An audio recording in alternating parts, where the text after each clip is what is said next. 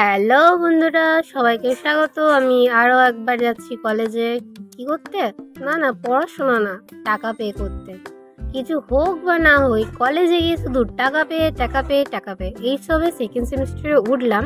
উঠতে না উঠতে শুনছি যে ইন্টারনাল দেওয়ার পর আবার বলছে ফটাফট টাকা পে করো, নয়তো তোমাদের সামনেই ফাইনাল এক্সাম। মানে এই সবে উঠলাম বন্ধুরা। ফার্স্ট সেমিস্টারের এক্সামটা কমপ্লিট করতে না করতে সেকেন্ড সেমিস্টারের ফাইনাল এক্সাম, ভাবা যায়?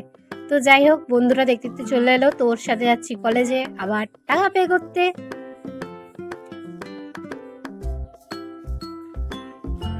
তোমরা কারা কারা তোমাদেরও কলেজে এরকম হাল আমাকে একটু প্লিজ কমেন্টে বলো। তো আবার ওই যে জায়গাতে আমরা টাকা পে স্লিপ বের করতে এসেছিলাম, তো এখান থেকে টাকাটা পে করে স্লিপ বের করে নিলাম। আবার একটা নতুন ফ্যাচাং, ওইটা শুধু জমা দেওয়া হবে না, ওর মধ্যে নিজের নাম, নিজের গোষ্ঠী সব কিছু লেখো, তারপরেই জমা নেবে।